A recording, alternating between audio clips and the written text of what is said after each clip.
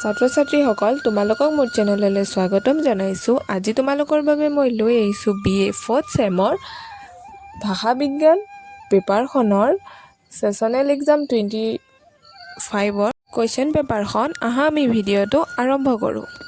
1 number প্ৰশ্নটো হৈছে চমু উত্তৰ লিখা। কটো হৈছে পাণিনিয়ে ৰচনা কৰা ব্যাকৰণ সৰণ নাম কি? খটো হৈছে আধুনিক ভাষা বিজ্ঞানৰ পিতৃ কোন?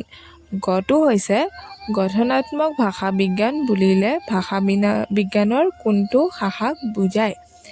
ঘটো হৈছে ভাষাৰ আটাইতকৈ সূক্ষ্মতম একক কি?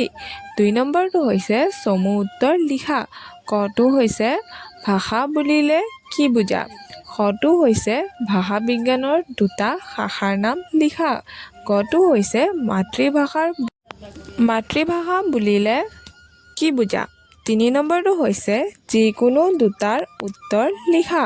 কটো হৈছে ভাষা বিজ্ঞানৰ লগত ব্যাকৰণৰ সম্পৰ্ক সম্পৰ্কে আলোচনা কৰা। খটো হৈছে ভাষাৰ বৈশিষ্ট্য সম্পৰ্কে এটি আলোচনা আগবঢ়োৱা। গটো হৈছে ভাষা বিজ্ঞানৰ শাখা প্ৰশাখাবোৰৰ এটি আলোচনা আগবঢ়োৱা। ঘটো হৈছে ভাষাৰ শ্ৰেণীবিভাজন সম্পৰ্কে লিখা। ধন্যবাদ।